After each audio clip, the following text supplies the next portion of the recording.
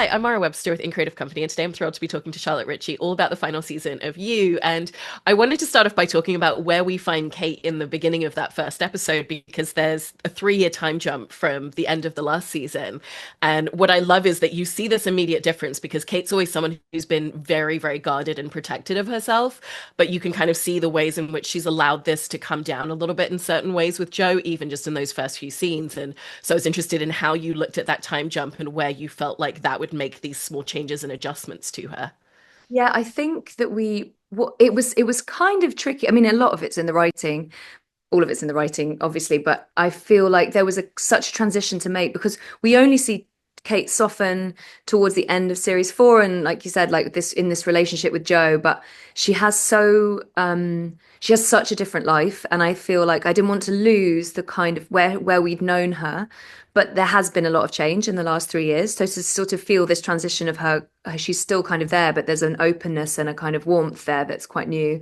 But there was lovely details that the writers put in so that we knew that she'd kind of had a bit of a journey as soon as we meet her. And yeah, it's been really nice to kind of hit that balance. I think it helps that they've had a life of bliss for the last 3 or so years, and we meet them at a point where things are just about to turn. And so we only get like 5 minutes of this bliss, and then she's already like, sorry, what have you been doing with your typewriter? So yeah, it doesn't last long, but it's enough for us to see why she's changed and what's happened and why we're meeting a slightly different kind of side of her. Yeah. I also remember you describing previously how Kate's someone that you just immediately found to be very adult and someone who's been expected to behave like a grown-up since she was quite young. And I was interested in how when you first were developing the character, how that really shaped a lot of the formative elements of her for you. Yeah, I think it kind of just meant that her armor was so thick and her tolerance for people. I mean, it's really sad. It was kind of it was quite sad playing her because she's so unwilling to let people in and she's so willing to push people away. I think I think it feels like her kind of yeah, her defenses have been up probably even earlier than that. I mean, she went to this boarding school, I think, when she was probably really young, like 8 or 9 or something. And I don't know, that's not fact checked with the writers, but I know she went to boarding school in the UK, away from her family who were all in America. And yeah, she's just had this cold, brutal father that has this strange, irregulated, like anyway, so there's all that that's kind of led her to be this person. Yeah.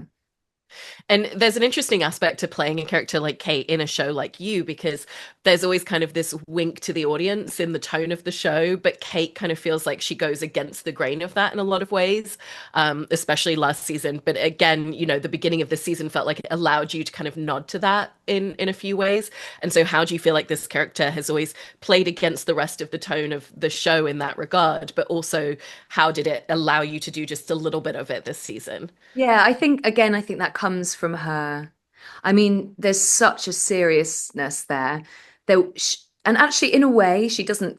That comes partly, I think, and came partly from my uh, judgment of her. I think there was such a kind of internal resistance from me to her. I was like, why are you being such a why are you being such a bitch all the time? And so I think this series I also allowed as her character kind of opened up, I think I allowed myself to like without sounding, allow myself to love her more really and sort of see her world from her inside out. And I think that that allows for more kind of nuance and more of that tone that you're talking about. But I think the sort of protection and the ice of series four meant that there was only certain places I allowed myself to kind of move to, whereas there's like more wiggle room this series.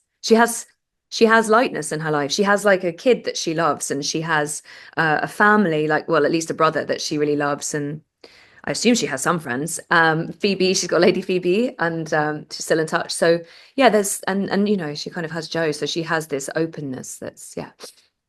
Did you find that there was a lot of restraint that you had to find in how you played her? Because she's someone who really understands political games and kind of knows how to withhold certain things from and allowing other people to fill that space with the dialogue a lot of the times. And even just her mannerisms can be very closed off because she never wants to give too much of herself away. Yeah, yeah. I mean, yes, I found it. It was almost at some points it felt like I had to kind of resist. So anything that felt like my own instinct was like, well, don't do that. I think that I personally have such a an interest in people, and I like being around people. I like kind of trying to understand them, and and like having. Is there anything worse than saying having a laugh about yourself? But yeah, so there was that distance was an interesting exercise for me. Again, like just things that I think there are kind of lines where there's a line where she says like, "Oh, I had this dinner and I could have fallen asleep in my cassoulet." I mean, that sounds like something that my mum would say, and I there's a way I could have said that would be like, but there's something muted. There's something about her control that I really felt an instinct to maintain. So yeah, it's interesting. You have to repress some urges and then just channel the other bits of you that feel like they get her, and then use that bit, I guess. And also with what you just described about kind of almost playing against how you naturally would do things, she's also someone who doesn't allow her emotions to the surface very easily. And so there's some interesting scenes this season where other characters would show that they're upset or show their feelings. And so how did you look at the way that she very specifically would respond so differently to a lot of scenarios throughout the season? Yeah, there's quite a lot actually in this series of like of Kate kind of being told that somebody knows something that she kind of wished that they didn't. A bit of a like gotcha moment. Like that they're like, well, you thought that we didn't know, but we know whatever. I hope that's not giving away too much. Well, people have seen it's out Yeah. now. Yeah. Been like 3 days, I'll be like, so but I really felt, and we talked about this actually, one of the first scenes we filmed was with Kate and then her uncle, Buffalo Bob. And he just lays out like all this stuff that she thought was secret. And there was a bit of, we talked about it a bit with the director, Marcos, and we were like, in a way, sort of, you want as an audience to watch her go, oh, oh no. But in reality, she's a really good businesswoman. She's lied a lot her whole life. She's not going to let this man know that he's got her. If she does, then it's game over. So it was so interesting getting the tone of like reading that that but I felt really strongly like there's no way I would give anything away to this man. I'm not going to go like, oh no, you got me. Because she's like, she's running a company. I kind of feel like she probably has quite a good game face. So is that the right phrase? Yeah. Anyway, so that was fun. I think, yeah, my first instinct was to be like, she's so shocked and upset. And then I was thinking she'd be good. She'd be really good at covering, which was fun because then it has to happen kind of inside. Yeah, because she's always thinking 3 steps ahead and 3 moves ahead and thinking about how other people are going to respond to things. Like, at the beginning of the season where she announces an initiative towards literacy and a quarter of the profits from the company going to that without telling anyone Yeah. because she knows that she has the upper hand in that situation. But we see a lot of times throughout the season that things don't actually go the way that she's planned for and expected. And so, what was the fun for you in that space of getting to play around with? She's planned everything meticulously and she's really thought about all the different options, but she didn't actually think about the way that things have suddenly happened for her. Yeah, it's quite a strange juxtaposition. It's a bit like there's not a small similarity.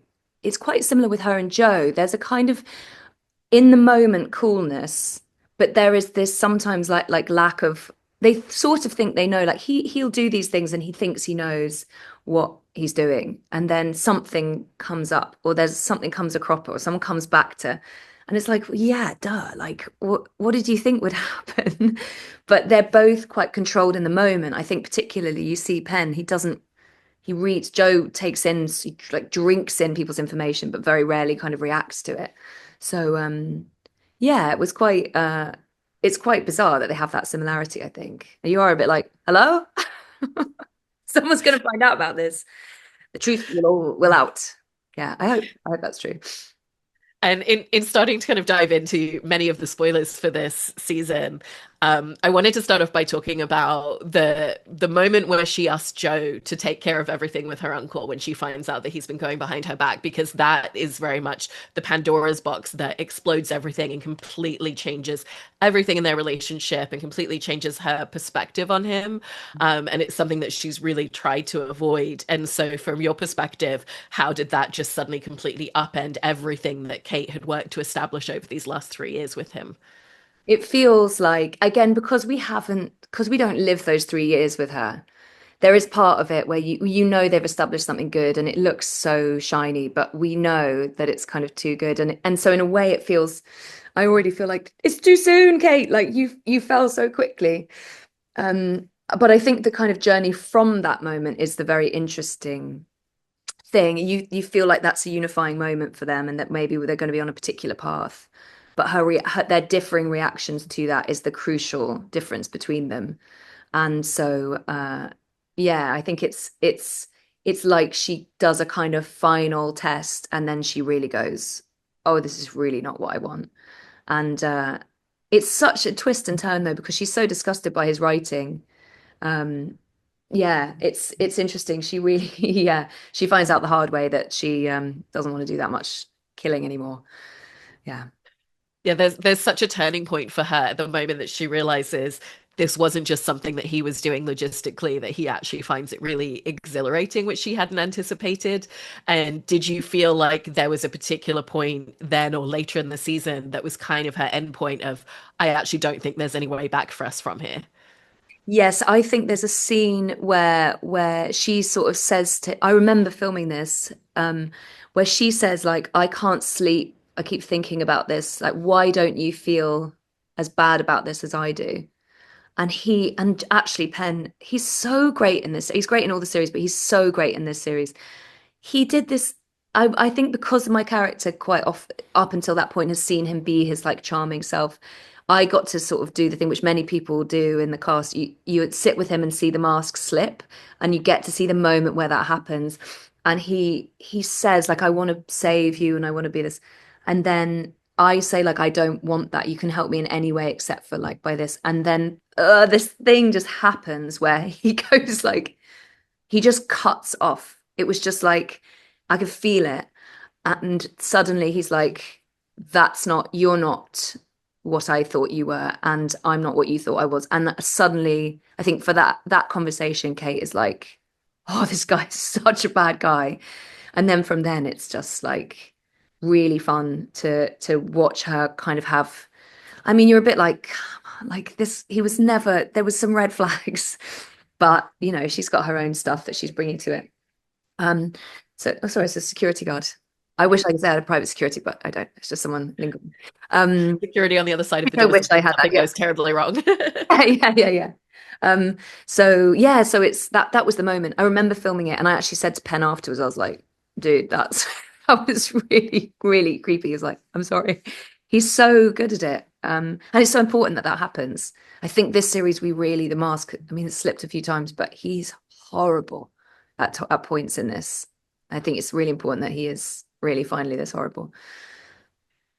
Did you want to go into a lot of what she uncovers about his past with the idea that she kind of knew in the back of her mind, but just didn't want to confront it, or that she truly, truly believed everything that he told her at face value? No, I think that big reckoning is that thing of like, I think she's been kidding herself, and I think she knows that she's been kidding herself because it's like don't ask, don't tell. And I think that she's heard what he told her, and I think she probably has suspicions.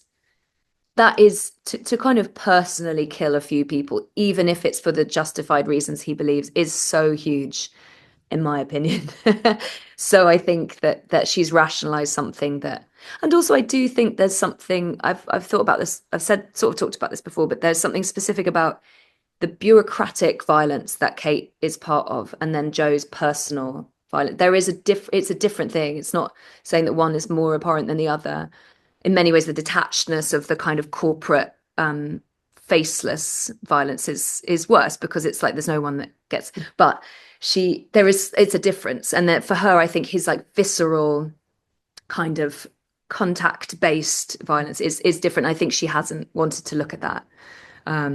So yeah, so it doesn't fit with her plan of what's kind of justifiable or redeemable, I think. There's also a huge aspect of her feeling really angry at being confronted with the truth of his past and really turning it into action against him. And you kind of see those glimmers of how she was raised to just retaliate against people. And so there's this dichotomy of becoming a version of herself that she really doesn't want to, but also a necessity in order to navigate this situation. And how did you want to step into that whole dichotomy that creates for her of battling internally so much? Yeah, I mean, the writing was so beautiful, and I feel like there is such a tension. And I felt it a lot when there's a scene where she confronts Joe and she's really afraid of him. And then she says something about, like, I have private security behind me. And there is again this like power that she has and the money that is so gives her this kind of protection, but it's scary. She kind of uses it as a kind of guard, and she's so lucky she has it there because he's genuinely threatening, he's genuinely harmful. So there's this kind of safety net that she has that so many other women in the show didn't have.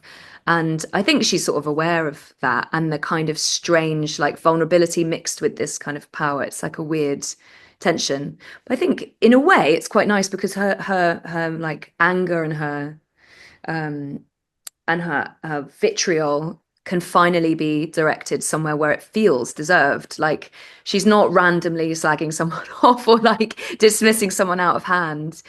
She's like laying into this person, and she uses her kind of intellect to summarize why he's so awful to his face. It's so satisfying. Yeah, but it's an interesting, you're right. It's an interesting kind of combination of of two different things she has to unite. Yeah. And in talking about some of the later episodes and some of the details in that as well, we get to see her meet Bronte for the first time. And there's this element of seeing aspects of herself in her and who she was when she first met Joe and first started falling for him. And what did that bring up to the surface for Kate in a lot of ways, and just kind of really seeing the way that her own journey with him had played out over the years. Yeah.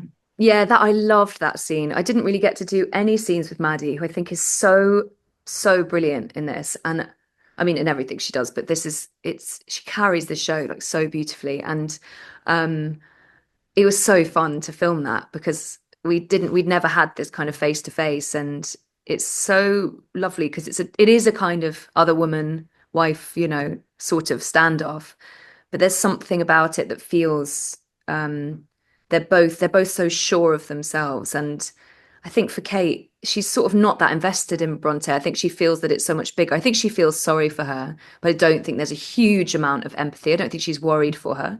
I think in some ways she doesn't patronize Bronte. She knows that she's kind of chosen her path. And I think she's sort of I don't know if she's given Bronte the credit that she'll realize who Joe is. It's not until she speaks to Marianne really that Bronte has that breakthrough. I don't think that Kate and Bronte they'd ever have that communication because I think that they can write each other off too much in these tropes.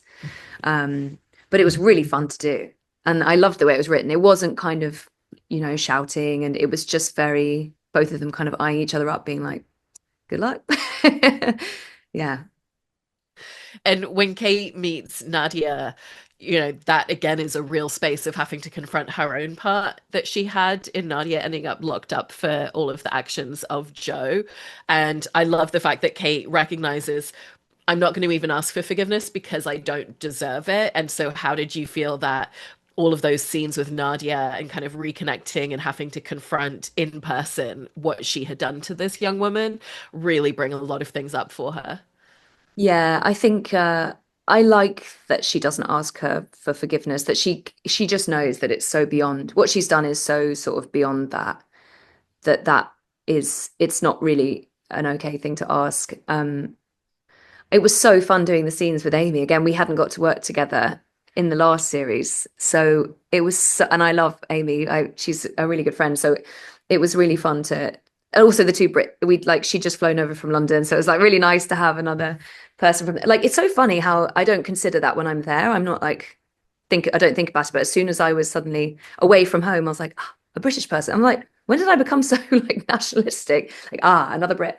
But it was great. And yeah, I think those scenes are really interesting because Nadia never really.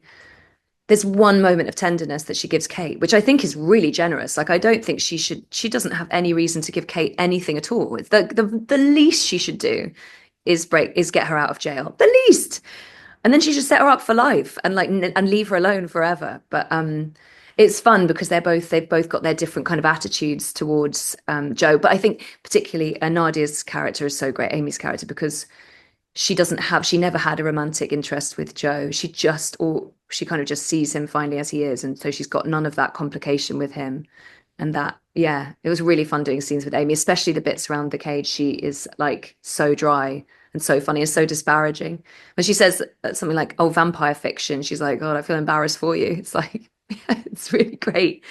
She's good at cutting them down. And it's so great that they put all three of those women downstairs in the, with Joe in the cage and kind of forcing him to be on the other side of where he's placed so many women over the years. What do you feel like the impact was for Kate in terms of standing there with Marianne, standing there with Nadia, kind of hearing more of their experiences, and then also just physically seeing Joe inside of this cage that he's created for women? I mean, it's satisfying. It's really satisfying. It was particularly great to watch. Like, I think that you get. I just hadn't worked. I hadn't realized quite how powerful it would feel, particularly to have Marianne appear. She's so great, Tati. Like, she just brings such a sort of tenderness and like depth to it that, and it's so heartbreaking, that character. I think he's particularly awful with her, the end of series four, that whole storyline, what he does to her. So it's so satisfying to see that flip and that reversal. But he doesn't, it's satisfying, but he doesn't learn. Like, he's horrible in there and he just uses all of his old tricks, and there isn't a moment of redemption in that moment. He's just, they might have the upper hand, but there's something about him that there's just, it's almost like it doesn't matter to him where he is. There's like always a way of weaseling out. But it did feel good to see that, to see the three of them have some power and to have that role reversal. It's brilliant. I mean, I feel so lucky I got to be part of that. There's also so many great aspects that the writers built in terms of Kate's family and particularly the dynamic with all of the different siblings. And at that dinner that she has where she's kind of trying to broker peace, and she suggests, I think we should all go away. Like when we were younger, let's go to the Hamptons for a few days. Did you look at that as her kind of actually genuinely wanting to find a way to connect with them underneath it all, or purely just a political play of trying to get what she wanted?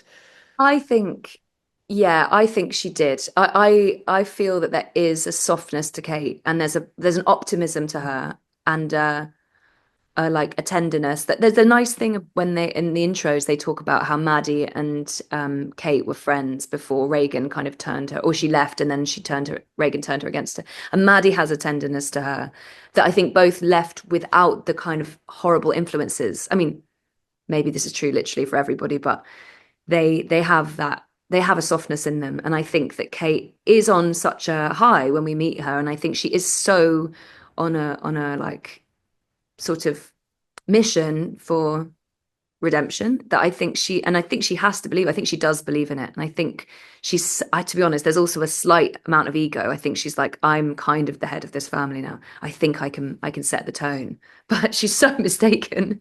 I mean, they're so not up for it, and you watch that bit and you're like, who are you kidding? They don't want to go. Why would you go for a weekend away? But good on her for trying. Yeah. There's also a lot that we see with her relationship with her brother Teddy, because that feels like someone that does kind of ground her and again, bring that softness and that levity out in her in a different way that she can't express around her sisters or any of her other family members. And so, how did you want those scenes to be able to really show a different side of Kate throughout the series? Well, I think seeing her softness, seeing her at ease, and I think seeing how she can be with someone that she really cares about and how she wants to kind of operate with them. It was so, I'm being so gushy, but Griffin was amazing. Like, we became such good friends, and he's so lovely and so good as Teddy. And it really helped that I felt like we had a rapport. If he says anything different, I'll be embarrassed. But I felt, no, I think we had a great time filming together, and I think it was so nice for me to get to relax as Kate and have a confidant and someone who's really, he's wise to the family. He's not. He wasn't included in a lot of their history. He has a one foot out, which I think makes him powerful because he doesn't need this family. He's operated without them before, and he can again. And I think that there's no real leverage. He is, he is kind of in because of Kate, but I think there's a sense that for him, that doesn't hold that too heavily. And he has a life that's separate. And I think for her that's nice because so much feels so claustrophobic. They both can kind of stand separately, which is obviously like the best kind of relationship where you're just like that. Not like that. Not like that. Yeah. And in talking fully about spoilers for the very end of the season with Kate, you know, we kind of find her having made peace with a lot of her past, and there's kind of a finality of, you know, I'm willing to lose whatever my future may have looked like in order to make sure that I stop Joe from ever doing any of this again. And knowing that you had to carry her to that point, what was the internal reconciliation that you felt like she really had to go through with herself?